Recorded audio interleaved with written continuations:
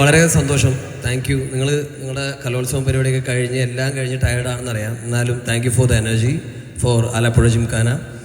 ഞാൻ ഇവിടെ 3ാമത്തെ പ്രാവശ്യമാണ്. ആദ്യത്തേത് ഇതേപോലൊരു ഫംഗ്ഷന് വേണ്ടി തന്നെയായിരുന്നു. രണ്ടാമത് ഞാൻ ഇവിടെ വരുന്നത് ഒരു പ്രളയത്തിലാണ്. പ്രളയത്തിൻ്റെ ടൈമിൽ ഒരുപാട് ആൾക്കാർക്ക് അഭയം കൊടുത്തൊരു സ്ഥലമാണ് കുസാറ്റ്. അതൊരിക്കലും മറക്കാൻ പറ്റില്ല.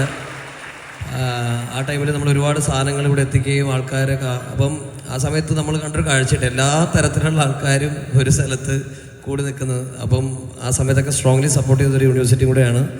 അപ്പം ആലപ്പുഴ ജിംഖാനെ കുറിച്ച് പറയുകയാണെങ്കിൽ it's A sports comedy journal പടമാണ്. നമ്മൾ മിക്ക സ്പോർട്സ് മൂവിയും ഇവിടെ ലൈക്ക് നമ്മൾ ഇന്ത്യയിൽ കേരളത്തിൽ ഇറങ്ങിയിരിക്കുന്ന കുറച്ച് സീരിയസ് ആയിട്ടുള്ള പടങ്ങളാണ്. പക്ഷേ ഇത് ടോട്ടലി ഹ്യൂമറിലുള്ളൊരു സിനിമയാണ്.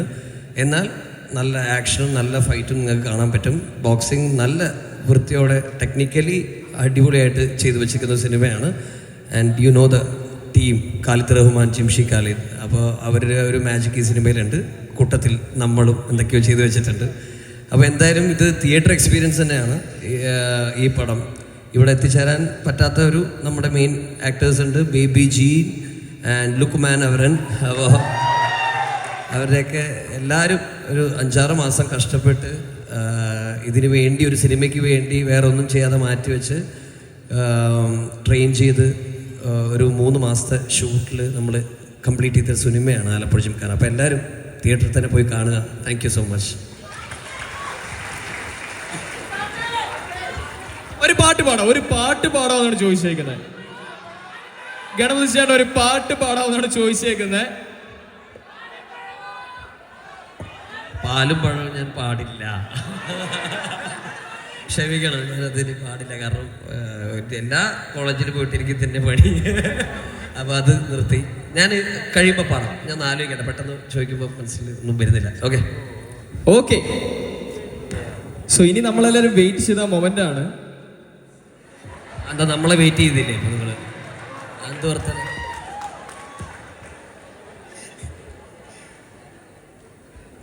നിനക്കൊക്കെ എന്താണ് പെണ്ണുങ്ങളുടെ പുറകെ പ്രാന്താണോ എന്ന് പറഞ്ഞ് മലയാള സിനിമയിൽ കാലുവെച്ച നമ്മുടെയൊക്കെ പ്രിയപ്പെട്ട നസ്ലൻ. എല്ലാവർക്കും നമസ്കാരം. ഞാൻ ആദ്യം തന്നെ ഇവിടെ മത്സരിച്ച എല്ലാ വിദ്യാർത്ഥികൾക്കും എല്ലാവിധ ആശംസകളും. വിജയികളായ എല്ലാ വിദ്യാർത്ഥികൾക്കും എൻ്റെ അഭിനന്ദനങ്ങൾ.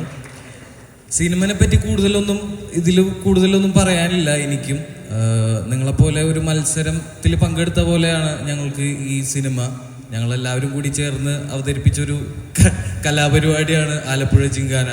അതിന് നിങ്ങളെ ഏപ്രിൽ മാസം തിയേറ്ററിൽ വരികയാണ് ആ സിനിമ. അപ്പോൾ അത് നിങ്ങളെല്ലാവരും തന്നെ പോയി കണ്ട് ഞങ്ങൾക്ക് 1ാം സമ്മാനം തരണം എന്നാണ് ഞങ്ങൾക്ക് പറയാനുള്ളത്. എല്ലാവരെയും കണ്ടതിലും ഇവിടെ വരാൻ സാധിച്ചതിലും ഒരുപാട് സന്തോഷം. ഈ സിനിമയുടെ പാർട്ടാവാൻ സാധിച്ചതിലും ഒത്തിരി സന്തോഷം. സിനിമ എല്ലാവരും അതിനെപ്പറ്റി ഡീറ്റെയിൽഡ് ആയിട്ട് തന്നെ പറഞ്ഞിട്ടുണ്ട്. അപ്പോൾ അത് ഞാൻ ഇനി കൂടുതൽ പറഞ്ഞ് വഷളാക്കുന്നില്ല. എല്ലാവരും തിയേറ്ററിൽ കാണാനുള്ള പടമുണ്ട് എന്തായാലും.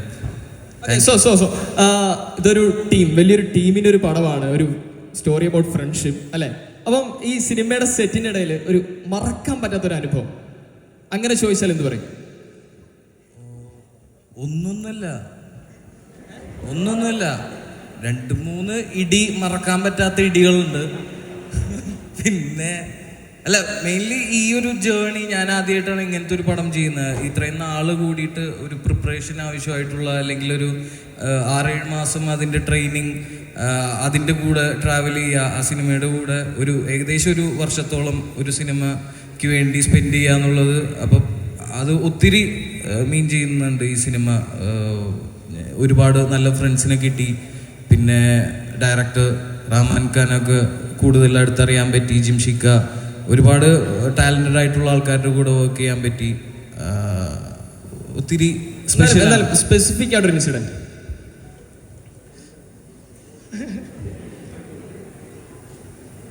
സ്പെസിഫിക് ഈ ചോദ്യം എല്ലാവർക്കും ഉള്ളൊരു ചോദ്യമാണ്, അതുകൊണ്ടാണ് ഞാൻ ചോദിച്ചത്. ആണോ? ഉണ്ടോ? അല്ല, ഫൈറ്റാണ് എനിക്ക്. ഞാൻ ആദ്യമായിട്ടാണ് ഒരു ആക്ഷൻ മൂവിയിൽ പാർട്ടാവുന്നത്. ആക്ഷൻ സീക്വൻസ് ഷൂട്ട് ചെയ്യുന്നത് കണ്ടിട്ടുണ്ട്. പക്ഷെ അതിൽ ഇൻവോൾവ് ചെയ്ത് അത് ഷൂട്ട് ചെയ്യുക അല്ലെങ്കിൽ ഞാൻ ആക്ഷൻ സീക്വൻസ് ചെയ്യുന്നത് ആദ്യമായിട്ടാണ്. എനിക്ക് മറക്കാൻ പറ്റാത്തത് അതാണ്. എന്തായാലും thank you. Naslen Rajiv Gandhi indoor സ്റ്റേഡിയത്തിൽ നിന്ന് ഇടിച്ചിട്ട് ഒരാളെ ഇന്ദിരാഗാന്ധി ഹോസ്പിറ്റലിലേക്ക് എത്തിച്ചൊരു സീനുണ്ട്. അതാണ് എനിക്ക് മറക്കാൻ പറ്റാത്തത്. ചോര വന്ന ആളെ എടുത്തോണ്ട് പോയി സ്ട്രെച്ചറിൽ എടുത്തോണ്ട് പോയി ഹോസ്പിറ്റലിലാക്കിയിട്ടുണ്ട്. ഇതേപോലെ കുറേ നല്ല മൊമെന്റ്സ് ഉണ്ടായിരുന്നു ഫൈറ്റിൽ അല്ലേ? ഓക്കെ, നമ്മുടെ കൂട്ടത്തിൽ നസ്ലന്റെ ഒരു ഫാൻ ബോയ് വരച്ചൊരു പടമുണ്ട്. അപ്പം ആ പടം കൊടുക്കാനായിട്ട് ഞാൻ ഫായിസിനെ ക്ഷണിക്കുകയാണ്. ഫായിസ് വരച്ച ഒരു പിക്ചറുണ്ട് നസ്ലന്റെ.